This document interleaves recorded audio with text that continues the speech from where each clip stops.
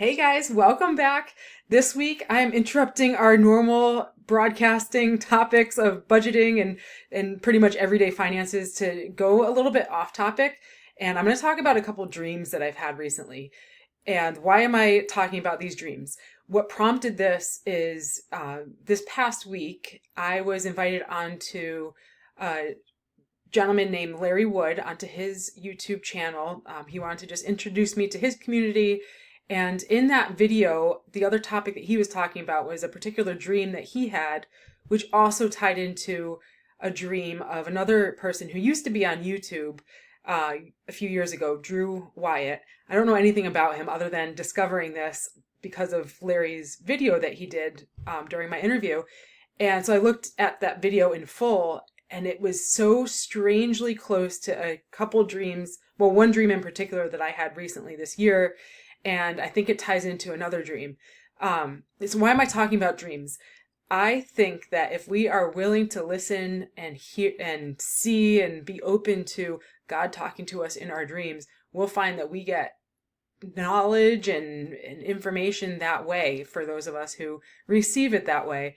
Not every dream necessarily, but I really think that that is one of the ways that God communicates to us if we're willing to pay attention to the details. So this has happened a lot more lately in the past year or so. I've started to keep a journal to keep track of the details because as time goes by, it's so easy to forget the details.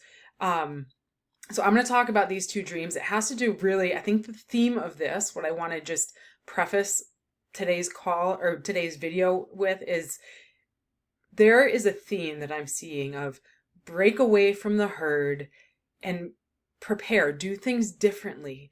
If you know anything about me, as you'll learn in my videos, I am not about just being status quo. I'm not a frugal living champion. I believe there are seasons when we have to live more frugally, but I believe we are meant to do so much more with our finances than just pinch pennies. And we are all meant to do something of value and significance on this earth other than just waking up, paying the bills, living that cycle. You'll hear me often say that too. I really want to inspire my audience, you, to step into that thing that's more, step into that thing that matters most. And some of us are feeling called, especially right now with turmoil that's happening in the world. We feel this sense of rising up and urgency to get our finances in order because we know that there's got to be more, not just for ourselves, but extending to our family and our loved ones and extending even beyond that into our communities. And one of the ways that we're going to do that is by getting our financial house in order. So I'm going to share what I'll end up doing is I'm going to drop in not only a clip from the video of the interview that I was doing with Larry on his channel that he invited me to. I'm also going to share a clip of the video that he mentions. Both of those will also be linked in full at the end of this video in the screen tiles at the end, so you can watch them also on your own. But what I want you to pay attention to are the themes. And the themes are, this sense of urgency. There is military involved in these dreams, vague military, and there's mention of certain types of assets and things like that. And I think that we should be aware of our, economic environment. And these days, to just keep waking up and doing the same thing over and over again and getting comfortable with status quo. Right now, status quo is being buried in debt.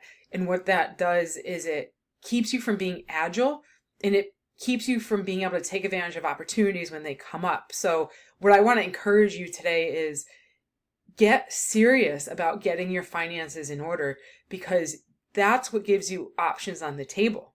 It's not just to get out of debt and get back into debt. It's with purpose. Get out of debt with purpose to make a difference and to be able to do more with what you have. And I call that stewarding. When we're given resources as a gift and a blessing from God to manage the money really that He's put in our hands, how are we going to steward that? Are we preparing with knowledge? Are we preparing ourselves with networking with the right people who know how to help us strategize? we're meant to help each other. So that's what I'm here to do, is help you. But anyway, I wasn't planning on sharing these dreams, but after I just was journaling them and reflecting on them. But after watching these 2 videos, I feel compelled to share it and, take it for what it is. I don't have full understanding of exactly what they mean, but there's too many overlapping details in these dreams for me now not to share it. So, what I'm going to do first is play Larry's video. It's a little bit shorter. And then you'll see also in Drew's video that follows is that there are commonalities. And in my dream, there are the same commonalities. And then I'm going to share my dream with you. And I'm also going to share a separate dream that I had that I think ties into this theme. So first, I'm just going to play, again, Larry's video and then Drew's video. And then I'm going to come back and share with you my dream and what I think some of it means, but I don't know in full. So I'm only sharing based on what I feel like it means so far. I've been taking it to God in prayer. I don't know it all.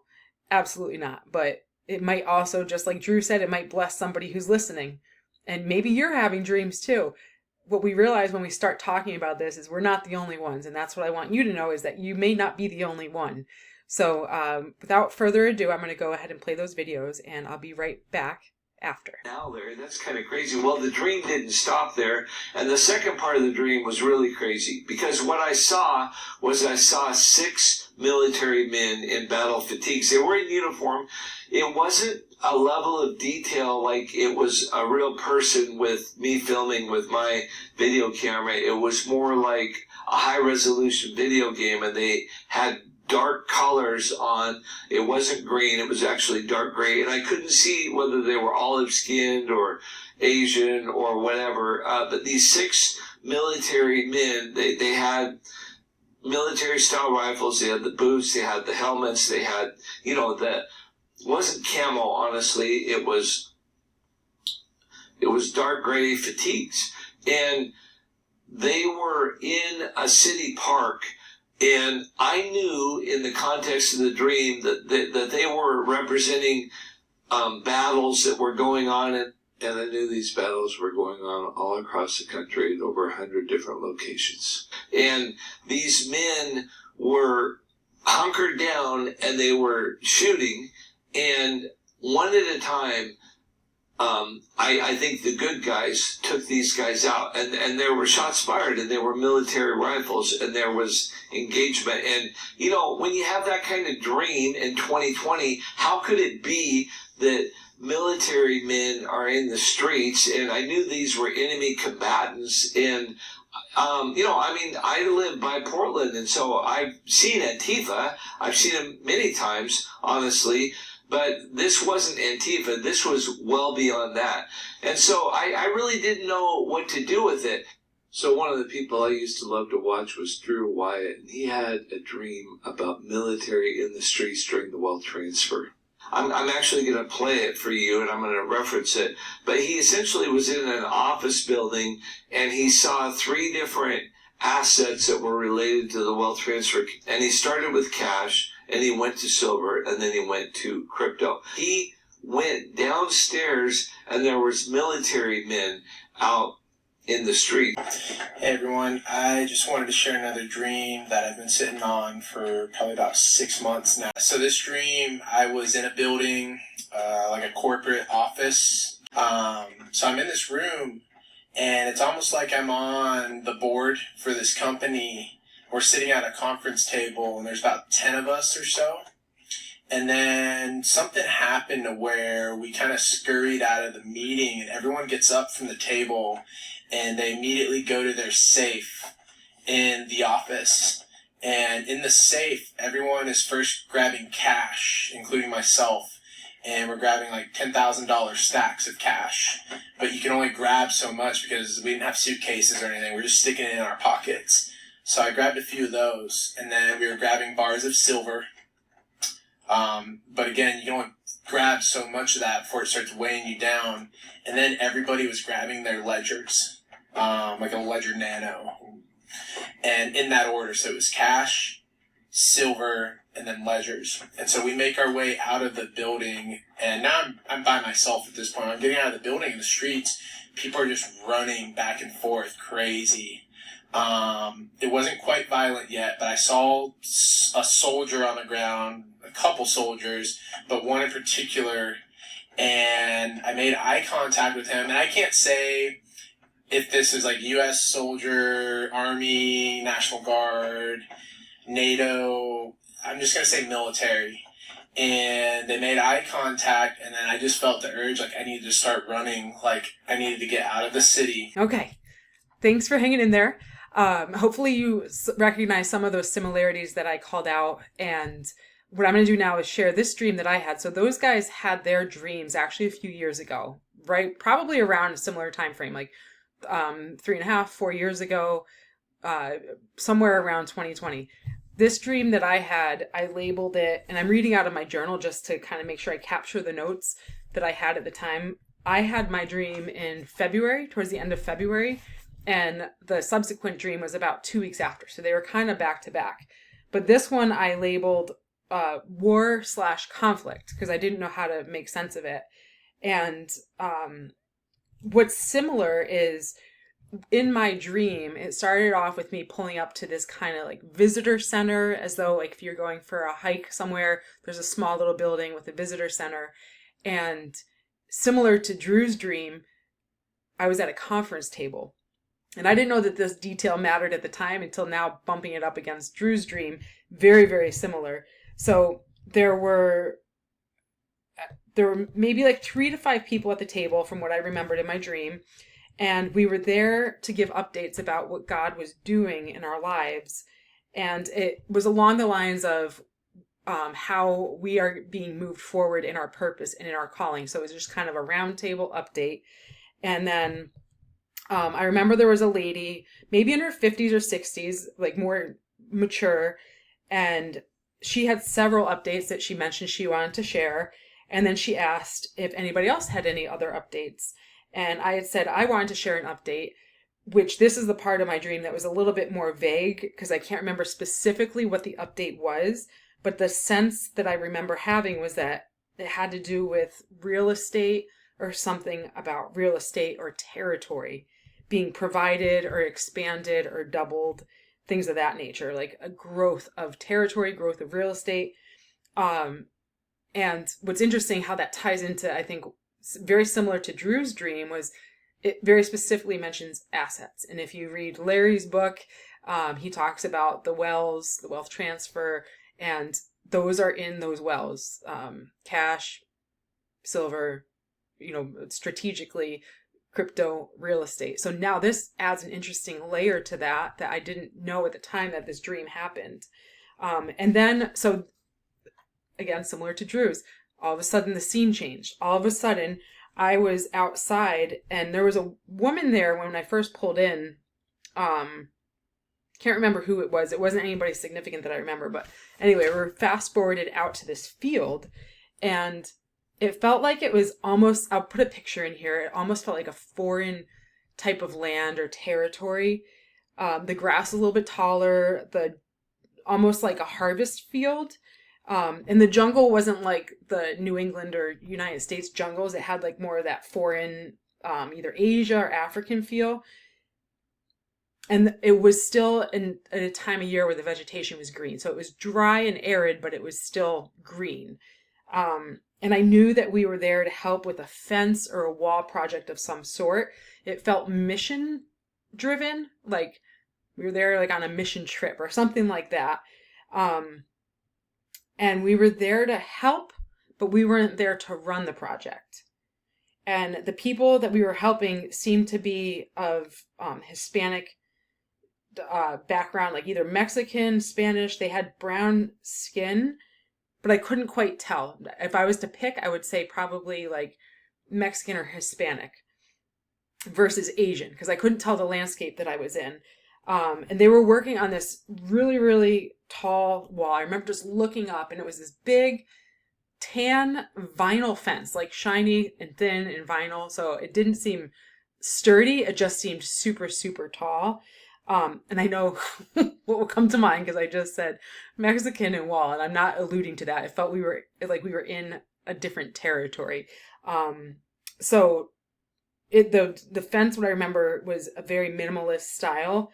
And I remember at one point, like, I even reached up and tried to help slide something down on it, a piece of the fencing, to help support it.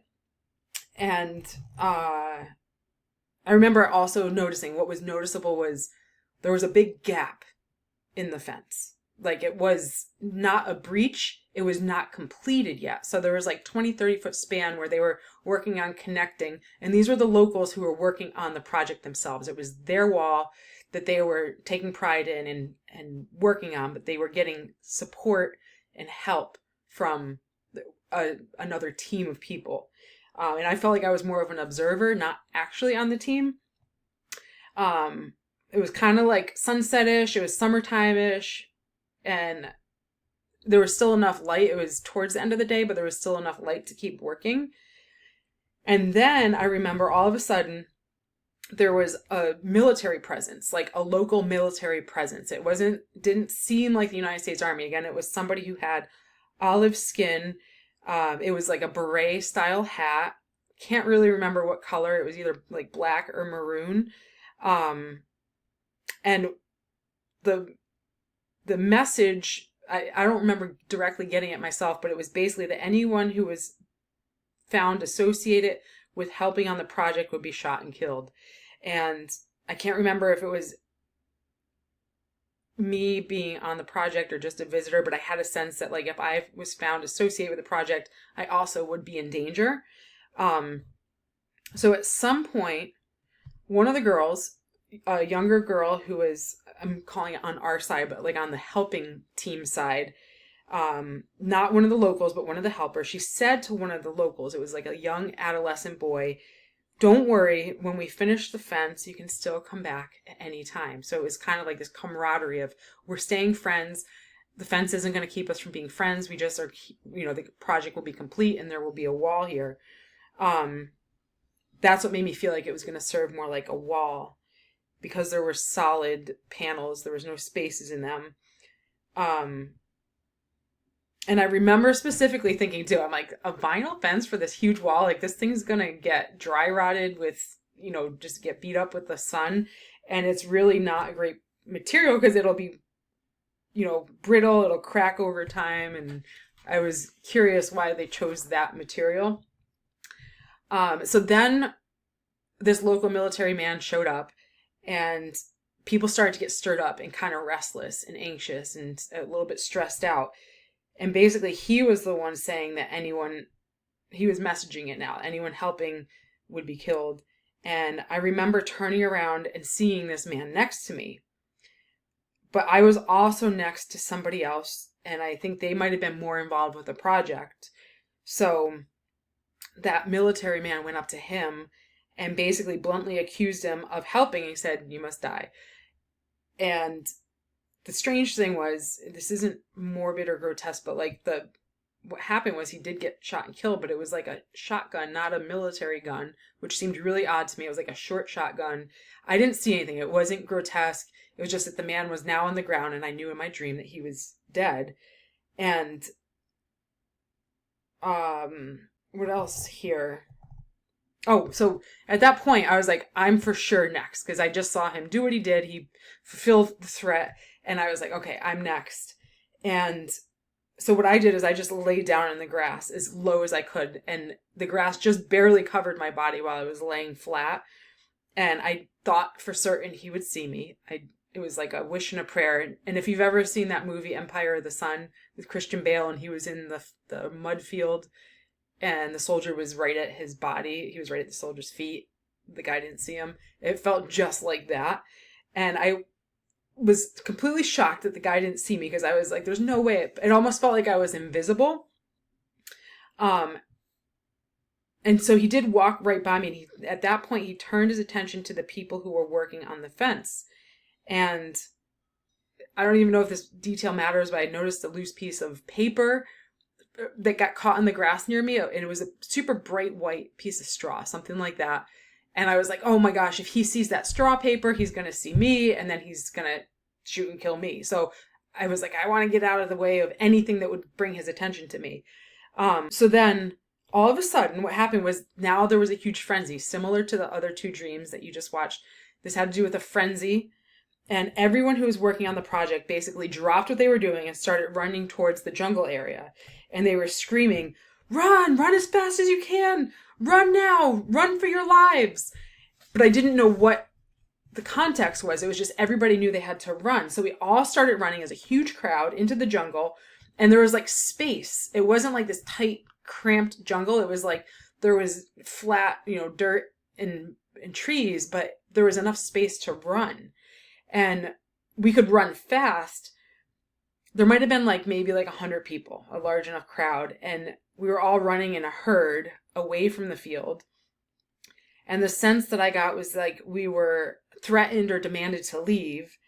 And we were either going to be pursued after a certain amount of time or basically get out of their sight and never return. But what it felt like inside, the tension felt like we were running on a timed escape. And it was like we didn't want to be caught in the back of the crowd because those would be the ones that would face the wrath first.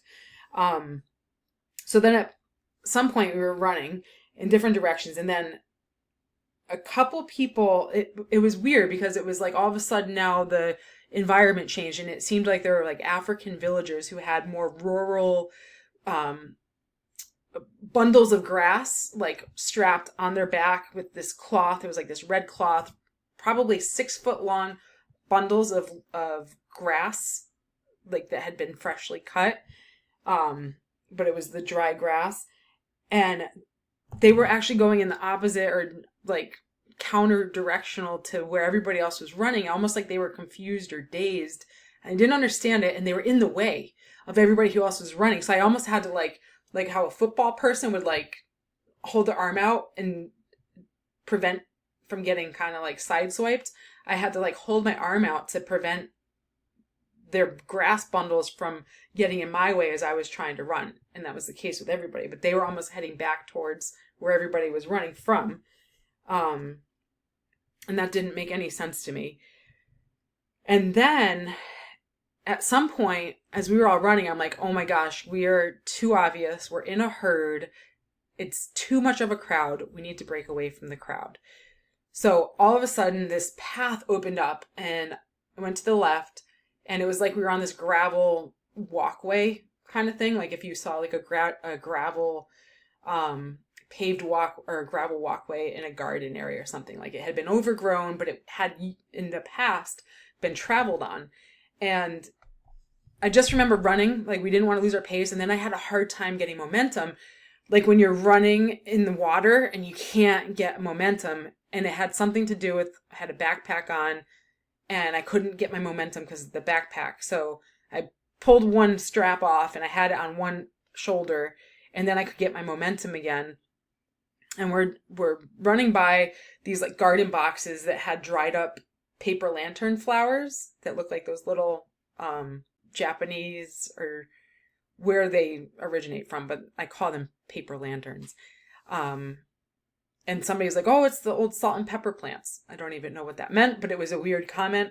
So anyway, we're running, and then there's a smaller crowd, maybe 20 at the most. And it was this common knowledge that we were all on a different path and out of the main attention of the herd. And it was a faster path. And at some point, somebody in the crowd started repeating a Bible verse. And then I was familiar with the Bible verse. I can't remember exactly what it was, but I have a thought of what I think it was. And I finished the Bible verse. It was a 2-part Bible verse, blessed are those for this or for that. There is the first half, second half. So they had said the first half, and then I chimed in. I was like, oh, I know that verse. I said the second half, and somebody who I didn't know in the crowd was like, oh, you know that Bible verse? And I'm like, yeah, I do, because I keep a stack of Bible verses in my purse. Just for every now and then, I'll pull them out and think about them or memorize them a little more or whatever. And it reminded me of one of the ones that was in my purse. So I was looking back and I explained that. So it may have been Proverbs 3:5-6. In all your ways, acknowledge him, and he will make straight your paths. That makes sense for that scene. But anyway, so we ended up back at that parking lot that we started at, and that woman that I remember being there at the beginning was there again, and we agreed, like, okay, it's time to get out of Dodge. And we hugged, and we're in basically haste to get in our cars and leave. And that's pretty much where the dream ended. And we hoped that our paths would cross again someday. But there were so many similarities in this dream to the other two. So what I want to highlight is the theme is this, is we don't know when something's going to come up that's going to cause us to need to act fast. And the common theme is things are chaotic right now, and we don't know what's going to happen, and it's easy to want to wake up and just hope that everything's okay, but it isn't always the case. So if we're running with the herd and always just hoping that somebody else figures it out for us, we might get caught by surprise in a time when we need to be able to act fast. And we do want to be able to divert away from the mainstream crowd and things like that. So that's kind of the feeling that I got from that dream. Take from it what you will, but basically it's kind of like be ready and be on guard and be ready to break away from the herd. Don't want to be caught in the herd. The other dream that I had has to do with, and this ties into our finances, because this is kind of what you have to do. You have to be willing to break away from the herd and be agile. Be able to pivot your plan, pivot your path, have a strategy. And the other dream I had to do with essentially being able to be your own source of financing, being your own bank, not fully relying on the banks. There's other ways to plan and strategize your finances where you're not loaded with debt that the banks can recall that's going to put you under just strategies. And the dream that I had was along the lines of private equity in the area that we're heading to, the economic times we're heading to. Private equity, the ability to be a lender instead of a borrower, the ability to access funds on your terms, not on other people's terms, is going to make you set apart from the crowd. It's going to keep you agile, kind of like the toilet paper situation that we all faced during COVID when people got scared. Everybody, the herds ran to the store and grabbed all the toilet paper up. Unfortunately was a little scared that I wouldn't have toilet paper for a period of time. So lesson learned. But anyway, my message, overarching message, is what are you doing to position yourself to be agile? What are you doing to learn about how you can handle your finances wisely? What are you doing to manage your estate, to take advantage of opportunities, so that you can do more with what you have? That's the whole goal, right? Is if you're financially positioned to grow your wealth, to multiply, to make a bigger impact, that's influence. And if God's put you on this earth to make a difference, make an impact, have influence, what's the role that you're playing to steward those resources, to gain knowledge while you're in the preparation stage? If you're investing in those kinds of things, are you ready to move those dollars when you need to? Because there's volatility in those assets. Are you ready to move them out? Where are you going to move them to? Those are some of the things that I will start to talk about more. But for now, it's just the dreams.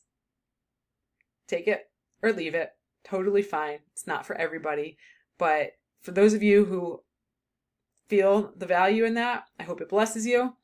And I'm doing the same thing. I'm just being obedient with what God's speaking to me around. And if he's given me a platform, I'm going to use the platform as I feel prompted by God to use it. So this is how I'm using it, to encourage other believers and people who are trying to steward their finances in a way that honors God to continue doing that. Keep pressing on, even if you don't have all the answers, and pay attention to your dreams. They might be telling you something. All right. Thank you for joining me. Thank you for hanging in there. This is a longer one. I can't wait to see you next week. And I hope you all have a great rest of your week, whatever day or time you're watching this. and I'll see you next time. Okay, bye for now.